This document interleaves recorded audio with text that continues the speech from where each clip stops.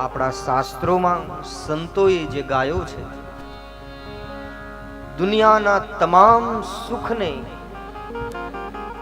દુનિયાના તમામ પુણ્યોને અને દુનિયાના સમસ્ત સુખોને એક પલ્લામાં રાખો. ત્રાજવાના બે પલ્લાના એક પલ્લામાં દુનિયાના બધા સુખને, બધા પુણ્યોને રાખીએ, સુકૃતોને રાખીએ, એક પલ્લામાં એક ક્ષણ માત્રનો જો સત્સંગ હોય, સુંદરકાંડ तात स्वर्ग अपवर्ग सुख धरई तुला एक अंग तुले न ताही सकल मिली जो सुख लव सत्संग. લવ નિમેષ માત્ર એક ક્ષણ માત્રનો સત્સંગ જો જીવનમાં આવી જાય ને તો સ્વર્ગના બધા પુણ્યો, જગતના બધા સુખો એની તુલનામાં કંઈ જ નથી. એટલો મહિમા સત્સંગનો બતાવવામાં આવ્યો છે. જીવનમાં સત્સંગ મળે એ ભગવાનની પરમ કૃપા છે. કદાચ જીવનની અંદર આપણને સત્સંગ ન મળે તો એટલી પ્રાર્થના તો જરૂર કરવી કે મને ક્યારેય કોઈનો કુસંગ ન થાય. આપણે ત્યાં અનેક પ્રકારના જે નરકોની વાત આવે છે, નરક છે. ભયંકરમાં ભયંકર મને નરક આપજે હે ઈશ્વર, પણ મને ક્યારેય કુસંગીનો સંગ નહીં દે. આવી પ્રાર્થના કરી છે.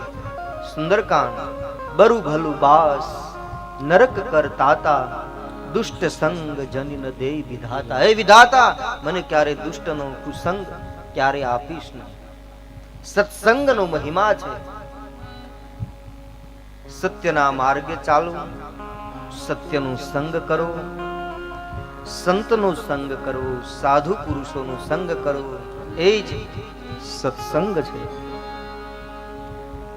મન વચન કર્મથી, પ્રામાણિકતાથી, નિષ્ઠાથી આપણા પરિવારમાં, ઘરમાં આપણે સત્યનું આચરણ કરીએ એ પણ સત્સંગ છે. સત્સંગ એટલે ભગવત કથામાં આવી અને કથા શ્રવણ કરીએ એ તો છે જ, એનો મહિમા તો વિશેષ છે. ભગવાનની કથા શ્રવણ કરવી, ભગવાનનું ચિંતન કરવું, પણ સત્યના સંગમાં રહેવું, મનથી, વચનથી, કર્મથી સત્યનું આચરણ કરવું એ સત્સંગ છે. હું કહ્યા કરું કે માણસના જીવનની અંદર એટલી પ્રકારના સદ હોવા જોઈએ. સદ શબ્દ સત્ય પરક શબ્દ છે. સદ શુભ પરક શબ્દ છે. સદ માણસની અંદર, કોઈ પણ મનુષ્યના જીવનની અંદર એટલી પ્રકારના સદ હોય તો એનું પરમ કલ્યાણ થાય છે. એક તો જીવનમાં આ માનવ દેહ મળ્યા પછી આ સુંદર એવું મનુષ્યનું દેહ મને તમને પ્રાપ્ત થયું, આ જીવન પ્રાપ્ત થયું છે, ત્યારે જીવનની અંદર કોઈ સદગુરુ હોવા જોઈએ. સદગુરુ, જો કે મૂળ શબ્દ ગુરુ છે, પણ સદગુરુ શબ્દ કહેવાય એટલા માટે કારણ કે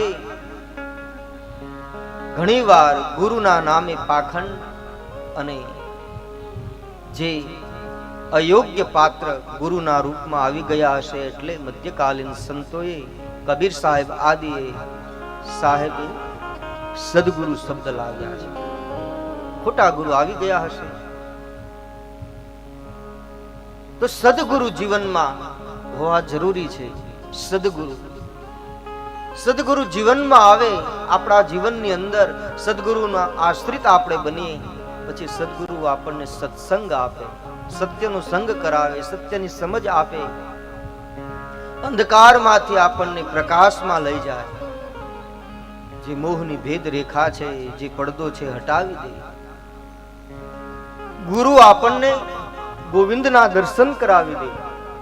જો શિષ્ય અધિકારી હોય, શિષ્યની નિષ્ઠા પાકી હોય, દ્રઢ હોય, તો ગુરુ એ શિષ્યને ભગવાનનું સાક્ષાત્કાર કરાવી દે છે. સદગુરુ જીવનમાં જરૂરી છે. એટલા માટે જ ગુરુ વંદના પ્રથમ કરી છે. ગુરુ વગર આગળ વધી શકાતું જ નથી. ગુરુ બિન ભવ નિધિ તરઈ ન કોઈ, શિવ બિરંચ વિષ્ણુ સમ હોય. વિષ્ણુ ભગવાન શિવ આદિ સમ કેમ ન હોય, પણ ગુરુ વગર આ ભવસાગર તરી શકાતો જ નથી. ગુરુનો મહિમા બતાવ્યો છે. કોઈ સદગુરુનું શરણ સ્વીકારવું, એને આશ્રિત થવું. સદગુરુ, જો સદગુરુ આવશે આપણા જીવનમાં, આપણે એમના સાનિધ્યમાં જશું, શરણાગત થશું, તો ભાવના, આપણી નિષ્ઠા અખંડ હોવી જોઈએ. નહીંતર ઘણી વખત ગુરુના શરણે શિષ્ય બેસી અને સત્સંગ કરે, પણ ઘણીવાર ગુરુના વાત્સલ્ય પ્રેમના લીધે શિષ્યની અંદર, ગુરુની સરળતાના લીધે શિષ્યની અંદર એક અહંકાર પ્રગટી જાય છે કે હવે મને ગુરુ કરતા પણ વિશેષ સમજ આવી ગઈ છે, હું આગળ વધી ગયો છું. આવું અહંકાર આવવાની સંભાવના છે. એટલા માટે શાસ્ત્ર, કોઈ ગ્રંથ એ તો બજારમાં મળે છે, આપણે થોડા પૈસા દ્વારા આપણે ખરીદી શકીએ, પણ ગુરુના આશ્રિત થઈ અને આ પાવન ગ્રંથોનું અધ્યયન, સ્વાધ્યાય કરવાનું કહ્યું છે. શું કામ? કારણ કે આપણને મૂળ જે વાત છે, શાસ્ત્રોનો જે ભાવ છે, એ આપણને સાચી રીતે આપણે સમજી શકીએ. એટલા માટે જરૂરી છે ગુરુનું શરણ.